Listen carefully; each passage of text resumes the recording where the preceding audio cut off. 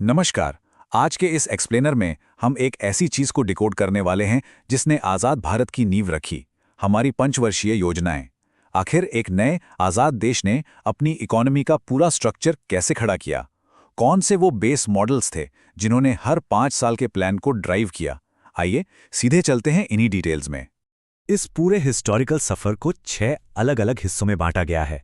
नियोजन की शुरुआत और संस्थाएं, शुरुआती योजनाएं यानी कृषि से उद्योग तक, फिर आएगा संकट, अवकाश और हरित क्रांति का दौर, उसके बाद अस्थिरता से आर्थिक सुधारों तक का सफर, समावेशी और सतत विकास, और आखिर में नीति आयोग का नया युग।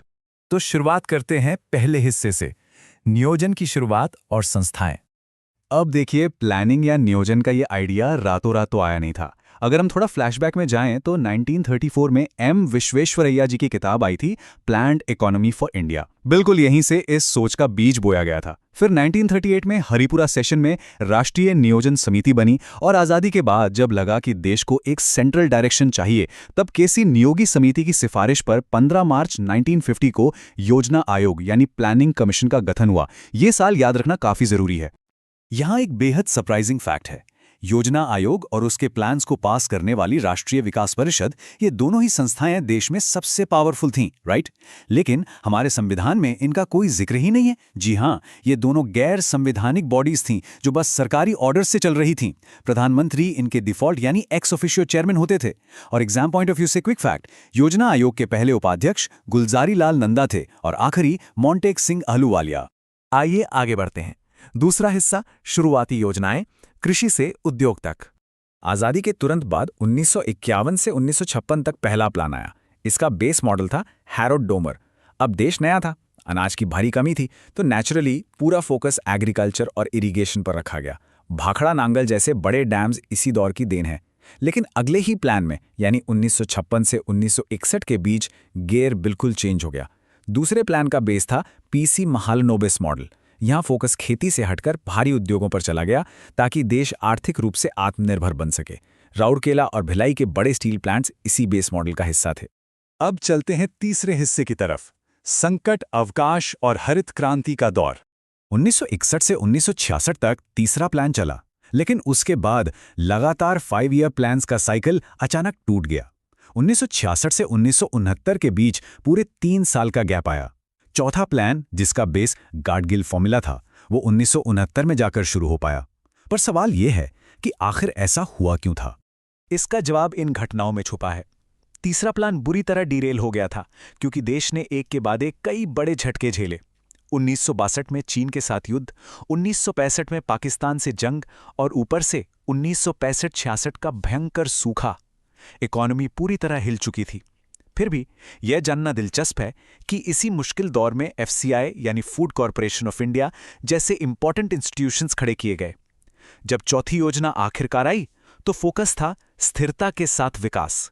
पता है, 14 बैंक्स का नेशनलाइजेशन और 1974 का ऐतिहासिक स्माइलिंग बुद्धा न्यूक्लियर टेस्ट, ये दोनों इसी चौथे प्लान के दौरान हुए थे।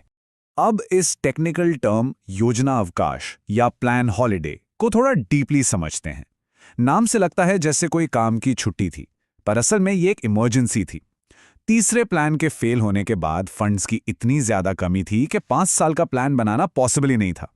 इसलिए 1966 से 1969 तक एक साल के 3 एनुअल प्लान्स बनाए गए, और इसी इमरजेंसी शिफ्ट का एक बहुत बड़ा पॉजिटिव रिजल्ट निकल कर आया। एमएस स्वामीनाथन के नेतृत्व में आई ग्रीन रेवोल्यूशन यानी हरित क्रांति, जिसने भारत को अनाज के मामले में आत्मनिर्भर बना दिया। चलिए अगले सेक्शन पर चलते हैं, अस्थिरता से आर्थिक सुधारों तक। गरीबी हटाओ तत्कालीन प्रधानमंत्री इंदिरा गांधी जी का यह आइकॉनिक नारा 1974 से शुरू होने वाली 5वीं पंचवर्षीय योजना का मेन बेस बन गया। इस प्लान का कोर टारगेट ही पॉवर्टी हटाना था, और गांवों के गरीबों को बैंकिंग से जोड़ने के लिए 1975 में जो रीजनल रूरल बैंक्स यानी आरआरबीज बनाए गए, वो इसी सोच का नतीजा थे। लेकिन फिर पॉलिटिक्स ने करवट ली। 1977 में जनता पार्टी पावर में आई और उन्होंने इस 5वें प्लान को टाइम से पहले ही यानी 1978 में ही खत्म कर दिया। इसकी जगह वो एक नया कॉन्सेप्ट लाए, रोलिंग प्लान या अनवरत योजना। ये एक फ्लेक्सिबल मॉडल था जिसमें टारगेट्स हर साल एडजस्ट किए जा सकते थे।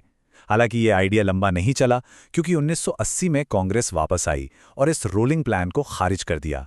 अब देखिए 1980 से 1985 तक आई छठी योजना। एक इंटरेस्टिंग फैक्ट ये है कि इसी दौरान पहली बार देश में कैलोरी के आधार पर गरीबी रेखा को डिफाइन किया गया। उसके बाद 1985 से 1990 की 7वीं योजना आई जिसका बेस मॉडर्नाइजेशन था। हमारी जानी मानी स्पीड पोस्ट सर्विस भी इसी टाइम शुरू हुई थी।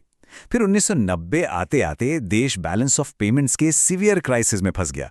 प्लान्स को फिर से रोककर 2 साल तक एनुअल प्लान्स चलाने पड़े। लेकिन यही वो मजबूरी थी जिसने 1991 के ऐतिहासिक एलपीजी रिफॉर्म्स यानी लिबरलाइजेशन, प्राइवेटाइजेशन और ग्लोबलाइजेशन का रास्ता साफ किया। अब बढ़ते हैं 5वें हिस्से की ओर, समावेशी और सतत विकास। इकोनॉमिक रिफॉर्म्स के ठीक बाद आई 1992 से 1997 की 8वीं योजना। इसका बेस था जॉन डब्ल्यू मिलर मॉडल, जहां पहली बार ह्यूमन रिसोर्स डेवलपमेंट जैसे हेल्थ और एजुकेशन पर मेन फोकस लाया गया। 10वें और 11वें प्लान आते आते टारगेट्स में पर कैपिटा इनकम डबल करना और साक्षरता बढ़ाना शामिल हो गया।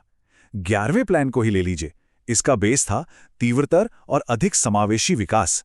और कमाल की बात देखिए, 2008 के ग्लोबल फाइनेंशियल क्राइसिस के बावजूद इस प्लान ने 7.9% की जबरदस्त ग्रोथ हासिल की थी। यहाँ एक बहुत ही सटल लेकिन इंपॉर्टेंट शिफ्ट हुआ। 11वें और 12वें प्लान की थीम में फर्क समझना जरूरी है। 12वीं योजना जो 2012 से 2017 तक चली और हमारी आखिरी पंचवर्षीय योजना बनी, उसके बेस में एक नया शब्द जोड़ दिया गया, सस्टेनेबल यानी संपोषणीय। पहली बार सीरियसली ये माना गया कि 8% जीडीपी ग्रोथ तो चाहिए, पर ऐसी नहीं जो पर्यावरण को बर्बाद कर दे। आने वाली पीढ़ियों के लिए ग्रोथ को सस्टेनेबल होना ही पड़ेगा। आइए चलते हैं अपने आखिरी और छठे हिस्से पर, नीति आयोग का नया युग। साल 2014 लाल किले से प्रधानमंत्री ने योजना आयोग को भंग करने की ऐतिहासिक घोषणा की। 1 जनवरी 2015 को उसकी जगह नीति आयोग ने काम करना शुरू कर दिया। और फाइनली 2017 में जब हमारी 12वीं योजना समाप्त हुई, तब उसी के साथ देश से 5 ईयर प्लान्स का वो दशकों पुराना युग ऑफिशियली खत्म हो गया। अब एक सवाल दिमाग में आना लाजमी है कि क्या ये सिर्फ नाम बदलना था? बिल्कुल नहीं। इन दोनों के स्ट्रक्चर में जमीन आसमान का अंतर है। प्लानिंग कमीशन हमेशा एक टॉप डाउन अप्रोच रखता था। केंद्र योजना बनाता था और राज्यों को फंड बांटता था। वहीं नीति आयोग का बेस है सहकारी संघवाद या कोऑपरेटिव फेडरलिज्म। नीति आयोग अब राज्यों को फंड नहीं बांटता, वो जिम्मेदारी पूरी तरह से फाइनेंस मिनिस्ट्री को दे दी गई है। ये मुख्य रूप से एक थिंक टैंक और एडवाइजरी बॉडी की तरह काम करता है। नीति का पूरा नाम है national institution for transforming India. इसके अध्यक्ष भी प्रधानमंत्री ही होते हैं। यहाँ गेम चेंजर बात यह है कि अब 5 साल के रिजिड प्लान्स नहीं बनते। अब इनकी जगह 3 साल के एक्शन एजेंडा, 7 साल की रणनीति और 15 साल के लंबे विजन डॉक्यूमेंट्स ने ले ली है। और चूंकि इसकी गवर्निंग काउंसिल में सभी राज्यों के मुख्यमंत्री नेचुरली शामिल हैं, इसलिए पुरानी राष्ट्रीय विकास परिषद यानी एनडीसी की वैसी कोई खास जरूरत अब रह नहीं गई है। तो दोस्तों, इस एक्सप्लेनेयर को खत्म करने से पहले एक बड़ा ही दिलचस्प सवाल, जिसका जवाब आगे चलकर कई एग्जाम्स में भी पूछा गया। क्या याद है कि किस पंचवर्षीय योजना ने गरीबी हटाओ के नारे को अपना मेन बेस या लक्ष्य बनाया था? भारत की इकोनॉमिक हिस्ट्री के ये साल और इनके बेस मॉडल्स हमेशा हमारी अर्थव्यवस्था की फाउंडेशन रहेंगे। इन्हें समझना वाकई बहुत जरूरी है। इस डीप डाइव में साथ जुड़ने के लिए बहुत बहुत शुक्रिया।